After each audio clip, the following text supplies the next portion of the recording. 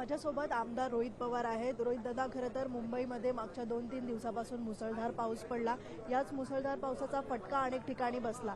Missing link जी आत्ताच नुकता उद्घाटन झालेलं होतं, कोट्यवधी रुपये खर्च करण्यात आले आणि तिथे देखील दरड पडल्यामुळे तिथे संपूर्ण आपण पाहतोय की रेतीचा संपूर्ण मलबा खाली सांडताना पाहायला मिळाला। किती मोठं या ठिकाणी मध्ये ज्या घटना झालेल्या आहेत याकडे तुम्ही कसं पाहता? नाही, याच्यामध्ये भ्रष्टाचार खूप मोठा झालेला आहे, कारण का तिथं क्वालिटी मिसिंग आहे, त्यानंतर विकास योग्य पद्धतीचा व्हावा ते मिसिंग आहे, सेफ्टी मिसिंग आहे। पण काय कशाला लिंक आपण करू शकतो या मिसिंग लिंकच्या बाबतीत? तर भ्रष्टाचाराला करू शकतो आणि खराब क्वालिटीला करू शकतो। 2 कंपन्या आहेत, एफकॉन, नवयुगा।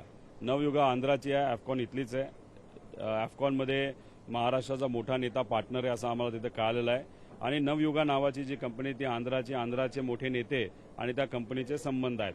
अजितदादांचा ॲक्सिडेंट ज्या कंपनीच्या विमानात झाला VSR, त्या कंपनीबरोबर पण सुद्धा नवयुगाचे संबंध आहेत। त्यावेळेस अजितदादांचा ॲक्सिडेंट होऊन सुद्धा जर VSR वर कारवाई होत नसेल, आता या मिसिंग लिंकमध्ये एवढा मोठा भ्रष्टाचार झाला, एवढा खराब क्वालिटीचं काम केलं गेलं, तर मग एफकॉन आणि नवयुगा या 2 कंपनीवर तिथं कारवाई व्हायला पाहिजे होती। एखादा साधा छोटा मोठा कॉन्ट्रॅक्टर असला असता, फार त्याला तुम्ही ब्लॅकलिस्ट केलं असतं, पण या 2 कंपनीवर कारवाई का केली जात नाही याच्यावरूनच आपल्याला बऱ्याच काही गोष्टी करतात। आणि हे ड्युरेबिलिटी टेस्ट वगैरे जे आहे ते फक्त शब्दांचा खेळ आहे। काही दिवसांपूर्वी, महिन्यांपूर्वी मुख्यमंत्री साहेब इनॉग्रेशनच्या वेळेस बोलले होते की कॅनडा आणि स्पेनमध्ये याचं डिझाईन झालंय, 250 किलोमीटर प्रति घंटा जर वारं आलं तरी ह्याला काय होऊ शकत नाही। परवाच्या पावसात फार रस्ते खराब झाले, दगडं कोसळली आणि आत फार पाण्याच्या पिचकाऱ्या आपल्या सगळ्यांना बघायला मिळालं। हे योग्य नाही। सामान्यांचा मोठ्या प्रमाणामध्ये तिथे खोळंबा झाला।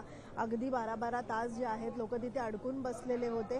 झाडं पडण्याच्या देखील घटना वाढत चाललेल्या आहे। एका दिवसामध्ये 300 झाडं पडलेली आहेत आणि जे उद्यान विभागाचे सुप्रिटेंडेंट आहेत परदेशी म्हणून, त्यांच्यावरती कोणतीही कारवाई होत नाही, नुसते खालच्या अधिकाऱ्यांना निलंबित केलं जातं। हे बघा, कारवाई करायची असेल ना, फार सगळ्या प्रशासनातल्या लोकांवर कारवाई झाली पाहिजे, शासनाच्या लोकांवर झालं पाहिजे। एक तर 4 वर्ष तुमचं सरकार होतं, तुमचं प्रशासक होतं, तुम्ही त्या माध्यमातून काय काम केलं हाही प्रश्न तिथे निर्माण होतो। त्याच्याचबरोबर आता तुमची सत्ता तिथे येऊन सुद्धा या मान्सूनच्या आधी प्री मान्सून जो खर्च करायला पाहिजे होता तो योग्य पद्धतीने झाला नाही। म्हणजे खर्च झाला, काम नाही झालं, भ्रष्टाचार मोठ्या प्रमाणात झाला। त्यामुळे याच्यात खूप मोठा भ्रष्टाचार झाल्यामुळे या सामान्य लोकांना खूप मोठ्या अडचणी सोसाव्या लागतात। आता या पावसामध्ये 25-30 लोकांचा मृत्यू त्याच्यामध्ये झालेला वेगळ्या इन्सिडेंट्समध्ये। त्यामुळे हे चुकीचं आहे। सरकार याला जबाबदार आहे आणि महानगरपालिका याला जबाबदार आहे असं आपल्याला म्हणावं लागेल। कामकाज कालचा तहकूब करण्यात आला, पण काल ह्या सगळ्या विविध घटनांवरती मुख्यमंत्र्यांनी उत्तर देखील दिलेलं आहे। आज पुन्हा देखील ते भाषण करणार आहे। काय अपेक्षित आहे आणि जे उत्तर दिले त्यावरनं तुम्ही समाधानी आहात? मुख्यमंत्री साहेब फार हुशार आहेत, शब्दाचा खेळ खेळतात, ते स्वतः वकील आहेत। त्यामुळे शब्द अशा पद्धतीने टाकतात की पुढच्याला सुद्धा कळत नाही ते त्या ठिकाणी काय बोलतात।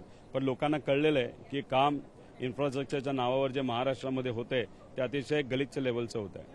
दादा, एक चर्चा अशी आहे की राष्ट्रवादी तुमच्या पक्षातला एक गट जो आहे तो सत्तेमध्ये जाण्यासाठी इच्छुक आहे, तर एक काँग्रेस सोबत जाण्यासाठी इच्छुक आहे। किती तथ्य आहे यामध्ये? अजिबात काही तथ्य नाही, फक्त बोललं जात आहे, तसं काही होणार नाही। साहेबांच्या मार्गदर्शनाखाली लोकांबरोबर राहून रस्त्यावरची लढाई आम्ही लढत राहू। एका भाजपच्या वरिष्ठ नेत्यासोबत बैठक देखील झालेली आहे ट्रायडंटमध्ये।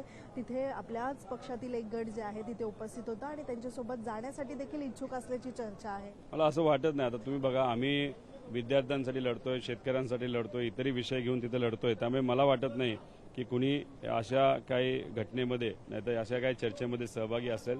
आमची काँग्रेसबरोबर चर्चा नाही झाली, NDAच्या कुठल्या पक्षाबरोबर चर्चा झालेली नाही। धन्यवाद। व्हिडिओ जर्नलिस्ट राजेश मणियारसह मीनाक्षी म्हात्रे, लोकशाही मराठी, मुंबई। लोकशाही मराठी, ऐका, पहा, जागरूक रहा।